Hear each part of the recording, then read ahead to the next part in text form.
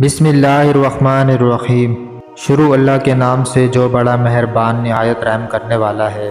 روشن Islamic history کے معزز خواتین و حضرات، السلام علیکم ورحمۃ اللہ وبرکاتہ۔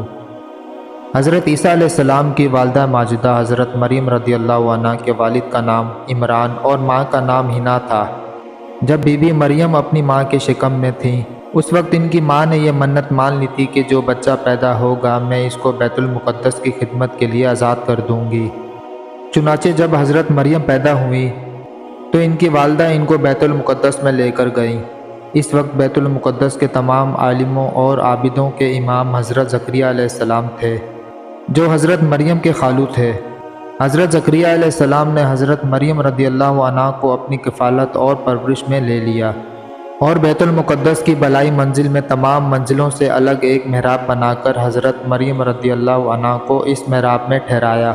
چنانچہ حضرت مریم رضی اللہ عنہ اس محراب میں اکیلی اللہ کی عبادت میں مصروف رہنے لگیں، اور حضرت زکریا علیہ السلام صبح و شام محراب میں ان کی خبر گیری اور خورد و نوش کا انتظام کرنے کے لیے آتے جاتے رہتے۔ چند ہی دنوں بعد حضرت مریم رضی اللہ عنہ کی محراب کے اندر یہ کرامت نمودار ہوئی کہ جب حضرت زکریا علیہ السلام محراب میں جاتے تو وہاں جاڑوں کے پھل گرمی میں اور گرمی کے پھل جاڑوں میں پاتے۔ حضرت زکریا علیہ السلام حیران ہو کر پوچھتے کہ اے مریم، یہ پھل کہاں سے تمہارے پاس آتے ہیں؟ تو حضرت مریم رضی اللہ عنہ یہ جواب دیتی کہ یہ پھل اللہ کی طرف سے آتے ہیں، اور اللہ جس کو چاہتا ہے بلا حساب روزی عطا فرماتا ہے۔ حضرت زکریا علیہ السلام کو خداوند قدوس نے نبوت کے شرف سے نوازا تھا، مگر ان کی کوئی اولاد نہیں تھی اور وہ بالکل ضعیف ہو چکے تھے۔ برسوں سے ان کے دل میں فرزند کی تمنا موجزن تھی، اور بارہا انہوں نے گڑ گڑا کر خدا سے اولاد نرینہ کے لیے دعا بھی مانگی تھی، مگر خدا کی شان بے نیازی کے باوجود اس کے اب تک ان کو کوئی فرزند نہیں ملا۔ جب انہوں نے حضرت مریم رضی اللہ عنہ کی محراب میں یہ کرامت دیکھی کہ اس جگہ بے موسم کا پھل آتا ہے، تو اس وقت ان کے دل میں یہ خیال آیا کہ میری عمر اب اتنی ضعیفی کی ہو چکی ہے کہ اولاد کے پھل کا موسم اب ختم ہو چکا ہے، مگر وہ اللہ جو حضرت مریم کے محراب میں بے موسم کے پھل عطا فرماتا ہے، وہ قادر ہے کہ مجھے بھی بے موسم کی اولاد کا پھل عطا فرما دے۔ چنانچہ آپ نے محراب مریم میں دعا مانگی اور آپ کی دعا مقبول ہو گئی، اور اللہ تعالیٰ نے بڑھاپے میں آپ کو ایک فرزند عطا فرمایا جن کا نام خداوند تعالیٰ نے یحییٰ رکھا، اور اللہ تعالیٰ نے ان کو نبوت کا شرف بھی عطا فرمایا۔ قرآن مجید میں پارہ 3 سورہ ال عمران میں خداوند قدوس نے اس واقعے کو اس طرح بیان فرمایا۔ ترجمہ کنز ایمان۔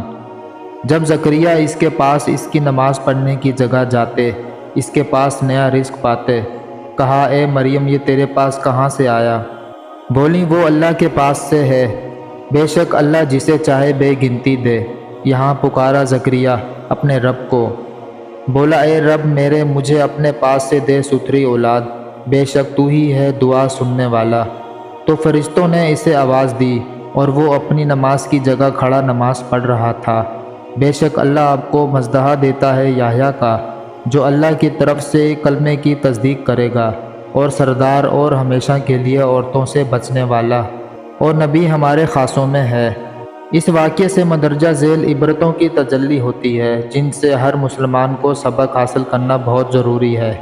واقعہ مذکورہ سے معلوم ہوا کہ حضرت مریم رضی اللہ عنہ صاحب کرامت اور مرتبہ ولایت پر فائز ہیں، کیونکہ خدا کی طرف سے ان کو محراب میں پھل آتے تھے، اور وہ بھی جاڑوں کے پھل گرمی میں اور گرمی کے پھل جاڑوں میں۔ یہ ان کی ایک بہت ہی عظیم و شان اور واضح کرامت ہے جو ان کی ولایت کی شاہد عدل ہے۔ اس واقعے سے یہ بھی ثابت ہوا کہ اللہ والے یا اللہ والیاں جس جگہ عبادت کریں وہ جگہ اس قدر مقدس ہو جاتی ہے کہ وہاں رحمت خداوندی عز و جل کا نزول ہوتا ہے، اور وہاں پر دعائیں مقبول ہوا کرتی ہیں، جیسا کہ حضرت زکریا علیہ السلام کی دعا محراب مریم میں مقبول ہوئی، حالانکہ وہ اس سے پہلے بیت المقدس میں بار بار دعا مانگ چکے تھے، مگر ان کی مراد پوری نہیں ہوئی تھی۔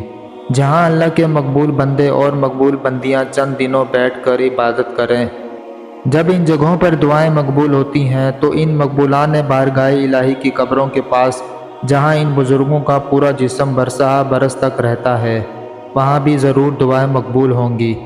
چنانچہ حضرت امام شافعی رحمۃ اللہ تعالی علیہ کا بیان ہے کہ جب کسی مسئلے کا حل میرے لیے مشکل ہو جاتا تھا تو میں بغداد جا کر حضرت امام اعظم ابو حنیفہ رحمۃ اللہ تعالی علیہ کی قبر مبارک کے پاس بیٹھ کر اپنے اور خدا کے درمیان امام ممدوح کی مبارک قبر کو وسیلہ بنا کر دعا مانگتا تھا تو میری مراد پوری ہو جاتی تھی اور مسئلہ حل ہو جایا کرتا تھا۔